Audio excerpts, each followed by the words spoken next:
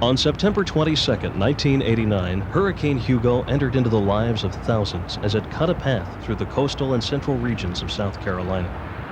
With winds over 100 miles an hour, this storm was responsible for billions of dollars in damage, nearly 400 injuries, and 20 deaths.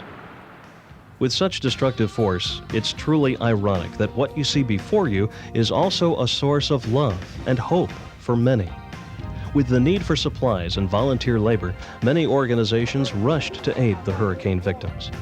Within this program, we will examine one of these organizations and a small group of college students who have set out to prove that indeed there is a silver lining within this cloud. Welcome to Sumter, South Carolina, Tree City, USA. That name, however, is no longer accurate, as most of the trees are now lying on the ground, destroyed along with much of the housing. There was a shortage of affordable housing long before Hurricane Hugo swept through Sumter, but now the problem has reached a critical level.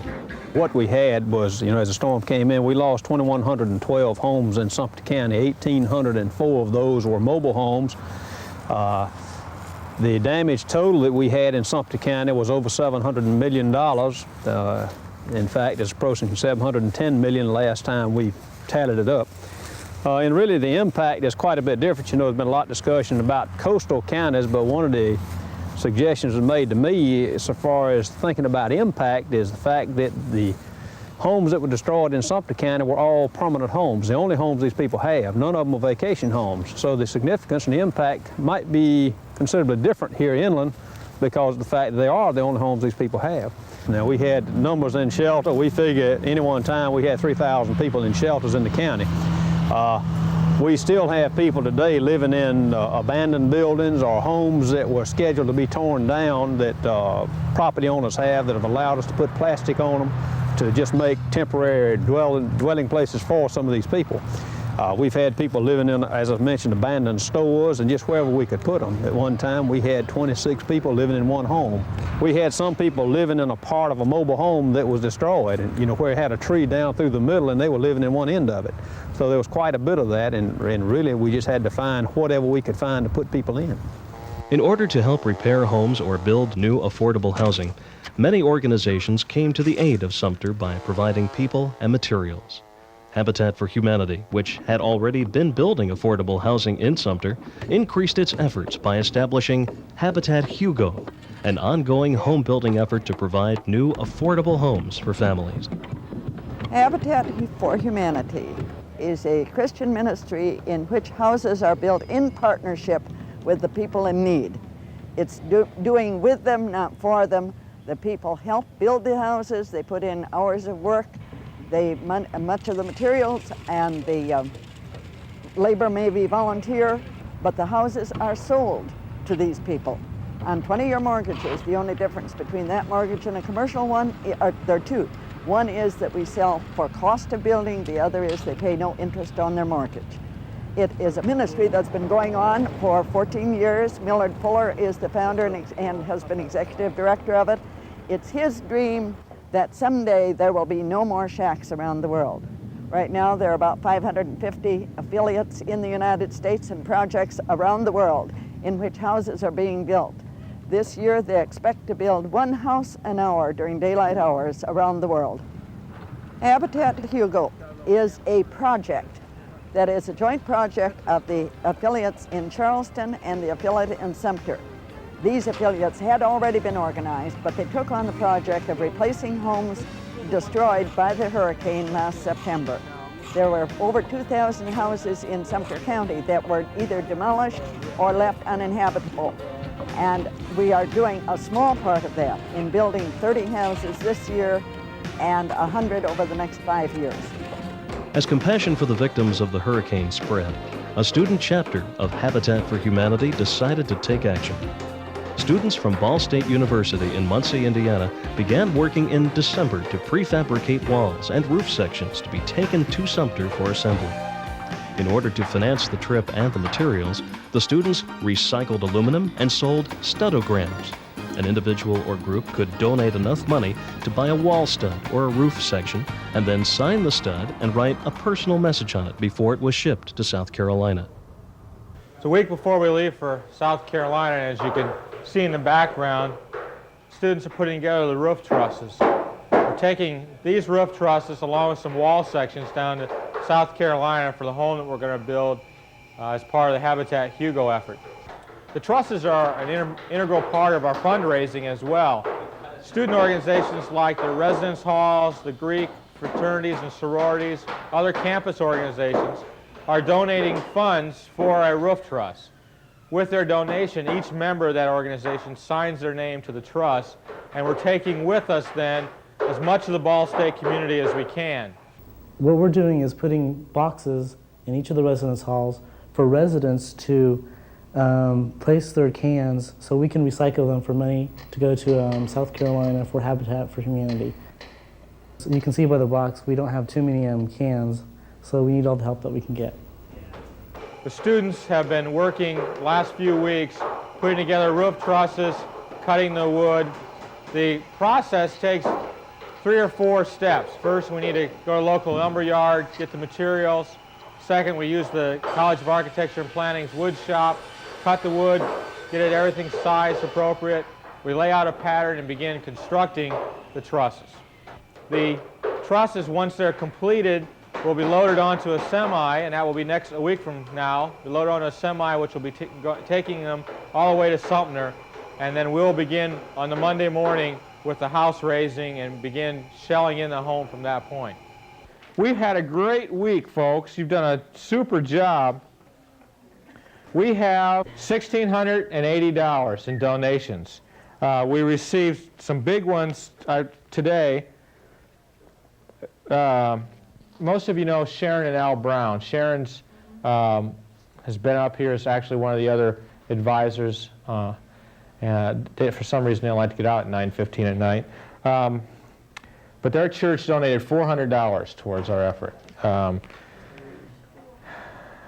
Dana brought in $150 from Lakeview Life Center, which is in Marion. There's a bunch of other individuals that, to give you an example, I received a phone call, must have been Friday of last week, and this elderly lady said, you know, I just want to thank you all, and this is really for you, thank you all for taking the time to go down there. I'm from Sumter, and my sister and brother both had their homes destroyed. We've been going down on weekends occasionally and helping them. We've been having to help them financially through it all. And she started crying on the phone because she was just elated that we would be going down to try and help. And I wish I could have recorded that phone call, because I think all of you need to hear those things. And I think you're going to, as it gets closer to this time and we start getting down there, and I think we begin to see some of the devastation, we're going to be amazed at the impact that we can have. Instead of laying on a Florida beach soaking up the sun like most of their colleagues, 25 Ball State students donated their spring break and traveled to Sumter where the house would be built. Although the trip took 13 hours riding in 3 vans, the students were eager upon arrival to begin construction. Well, it's just about noon on Sunday. We just arrived about an hour and a half ago, and to our surprise, things weren't quite ready for us. There's been rain and some delays that they haven't been able to get the home ready and the foundation ready. So we're finishing up things today. We're going to work a couple hours to get things to a point that we can begin fresh tomorrow morning. We had a 15-hour van ride, 3 vans, and everybody arrived safe and sound, and actually felt pretty good to get out of the vans and begin to get a little work and get a little exercise after being cramped in there for the trip. We're working, securing some of the trusses, re-nailing that. We're putting up blocks, and we're getting the wall sections put together, get everything ready so that tomorrow we can really begin to raise the house. We'll start tomorrow with floor joists and work our way on up through the house tomorrow during the day. The team has just been really eager, and I think the impact in terms of driving in and seeing some of the devastation, seeing some of the homes that have been blown apart, as well as a lot of the trees and the the woodlands that have been destroyed, makes everyone really happy that they're down here, can have an impact. Well, we were kind of surprised in general in our van how much damage there was left over. We figured, well, we knew a hurricane hit here, but we didn't realize so much damage could be left over. A lot of trees were knocked down, and a lot of homes, the roofs were falling in, and a lot of roughage everywhere. Well, I was amazed. I knew there was a lot of damage down here, but as we drove in and saw especially the damage to some of the timber, the amount of trees that are down, and some of the damage that was done to some of the structures that's still up there, it's amazing how much damage the storm did. I mean, we're what, 9 months after the storm date, almost 9 months after the storm date, and there's still a tremendous amount of damage down here. It's amazing. There was a few houses that were really bad. It looked like some that weren't hit at all. Some of them were just totally destroyed. It seemed like either they weren't hit at all or they were just completely annihilated. While many of the students had some sort of architecture-related major, there were students from other fields of study as well. No matter what your skill level, there was always plenty of work. The homeless have been a personal interest of mine for quite a while, and I feel that I wanted to be a part of it, and I wanted to do something to help out. And it just so happened that through my college that that was offered, the Habitat for Humanity was offered, and it was my link to being able to help out. And this trip is all part of it. Well, my roommate is an architecture student, and she learned about it, and I was very interesting because my major is natural resources, and both of us have always wanted to do something like this, go and build a house for a family that needs it, and so we thought it'd be the perfect thing to do over spring break. My biggest surprise when working here was all the people who came out and volunteered their time. I didn't know a lot of people cared until I started working. While in Sumter, the Ball State students stayed at the Emmanuel United Methodist Church. Many churches and businesses are contributing food, housing, and transportation during the Habitat Hugo effort. No, I said we open up the mouth. Put the chewed up food. No, then that would be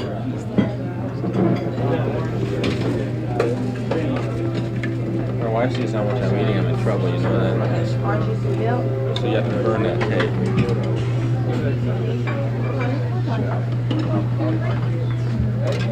I'm going to work it off, I promise.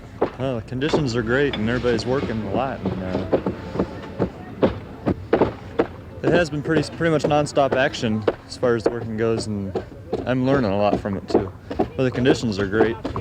The house is a 3-bedroom, 1-bath home designed for a family of 4. Since the walls and roof sections were pre-built in Indiana and shipped to South Carolina, the construction basically consisted of putting the pieces together. After putting the finishing touches on the foundation, work began on the floor. It's Monday morning and the day is off to a great start. Our team has just been fantastic. We pulled together yesterday, had some things that happened that weren't quite ready for us, but they survived. I think everybody slept well last night after the long van ride and the work we did. Everyone's in 5 different teams today working on, and things are going great. Attitude and morale is great, and the weather's holding out wonderful. And we hope to have this thing framed here today, first day. Although the students did not go to Florida, they were able to get a tan as the shirts came off when the temperatures reached 83 degrees. Students were not the only participants in the Ball State group. Several members of nearby Indiana communities went along to help build. Well, they're neat people, but I did it last year with the Ball State group down in Americus, and just meet such fantastic people, and it's such a good feeling. My husband and I built our own homes ourselves, so I have some of the know-how, and it's a nice change from teaching sewing, so I decided that was for me. Well, things are going great today. We are going to finish putting up the walls, get the roof trusses on today, and hopefully start putting on sheathing, roofing down. And we've had 2 great, this is our 3rd day of beautiful weather, and I think the best thing that's been going on is just the whole crew, the way they've worked together, and the cooperation and the enthusiasm that students have had. We've really got a lot done. We've had lots of compliments from other groups in terms of how well our group's working together and how productive they are. We've been the first ones on the site and the last one to leave every day, and you can tell this thing's getting in place, and we're going to have it in great shape by the end of the day, ready to start finishing off on the inside, working on the inside tomorrow.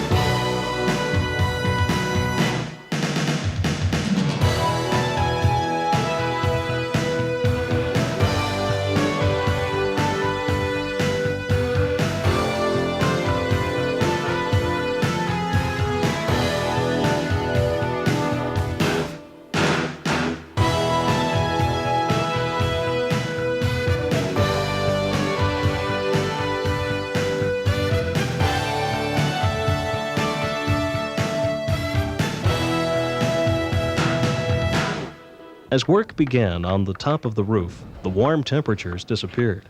Strong winds and temperatures in the 40s quickly brought out the heavy coats once again. Sore muscles and blistered hands began to spring up, but as the week wore on, spirits were not wearing down. Surprisingly, I'm not that bad off. I thought I'd be worse and worse condition by now, but I guess the work's kind of getting to close, so the adrenaline's flowing. I'm not as tired. The work days usually lasted around 9 hours.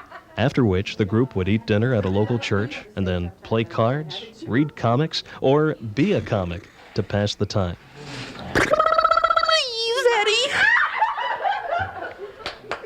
The house now looked like a home, and it was time to present it to the family. What you've seen assembled around here are probably 32 of the greatest people I've ever worked with in any kind of group project. And they were an outstanding team, and I think you can see by what was accomplished in the 4 days that we've been here that they've worked hard. Besides that, if you look up in the rafters, you'll see the names of probably 1,000 other people from Ball State and Muncie community that have signed parts of this house because they wanted to send their love and their concerns for you and your family. They told us, say, low-income people, they can have a chance to own their own home and things like that. So I just had to put an application for one, and before I knew, they called me, and I couldn't believe it. And she said I was picked as one of them. And I was so happy then, and when she came back Saturday and brought the papers to me, the plan, I couldn't believe I was so happy. And when I came back Tuesday, when I did meet around here, it was all about half the way up. And it was just so exciting to me, I just can't believe it. Yeah, I mean, I never see a bunch of students and people work together like how y'all work. It's unbelievable. I have never seen it before. Oh, boy. Of course, this is the bathroom. And that has a sliding door that goes into the wall, so you can have someone. Oh, I is happy. I say, thank God I got it. And the people helping everything. And I thank the kids and all. That would be a dream. I think my dream will come true. We've had so many groups that's helped us in so many ways. It really makes us kind of feel obligated to other states, and we just need to remember the help that we've gotten from those folks, and one day if they have a problem, we'll have to help those. I'm really amazed at the quality and the quantity of the work. I'm also amazed that we've had practically no injuries at all. Anytime you get somebody on a construction site that's unfamiliar with construction sites, you end up with injuries, and we've had just a few thumbs hit with hammers as far as I know.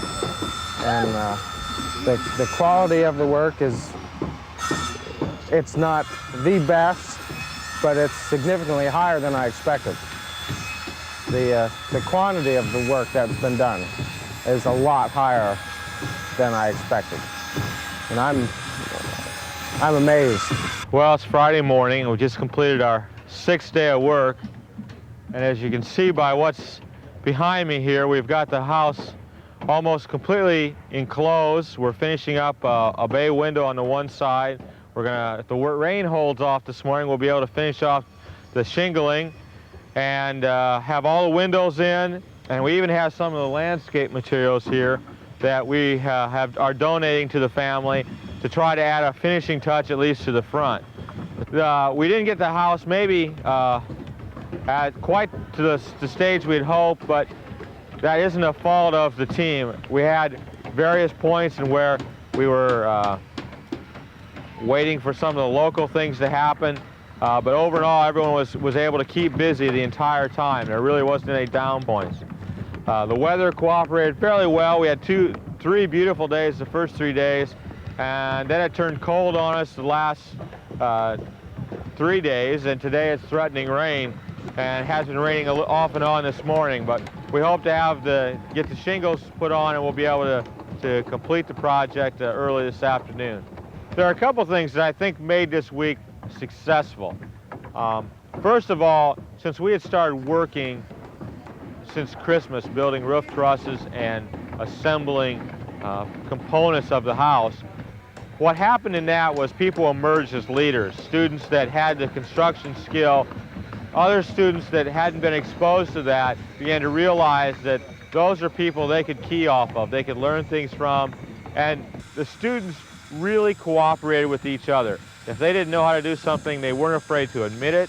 They talked to the other students and said, how should I do this? They asked for advice, and I think that kind of cooperation was the key to having this home in the state that it is. And that was certainly reflective of the attitude and the cooperation that existed from the group.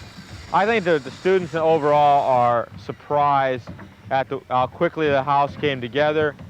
The majority of them have never been around home construction before, and they've had this opportunity to see how something's put together. I think all of them have learned a great deal in terms of construction and how things work. I think the other thing that really was a highlight of the week was yesterday when we were able to get the McGee family here, present them with some gifts that we had, and walk through the home with them and begin to just get a sense that it really was a home. It was a home that the Muncie community, Ball State community, people who aren't part of this group, they were able to contribute to. And as we looked up and saw all the names on the rafters and on the trusses and on the wall studs, and began to think about, at least for me, as we began to think about all the people that have supported this trip, it's been a great experience, and we look forward to being able to do it again. I just want to say thank you to all the people that made this possible for us. The time had come to pack up and go. The work had been hard, but it was what they wanted to do, and they had fun doing it. The Ball State group should be looked upon as a shining example of what one small group can do when they are truly dedicated to achieving a goal. As we stated earlier, love and hope has blossomed out of the tragedy of Hurricane Hugo. And as a new family moves into this house, the love will continue to grow for a lifetime. When we presented the house to the family, and the father, Mr. McGee, he could try to do everything to keep from crying, and that kind of touched us all, I think. I think seeing the family move into the house was just a great feeling for us and for the family. Just, it was a great emotional feeling. Just great.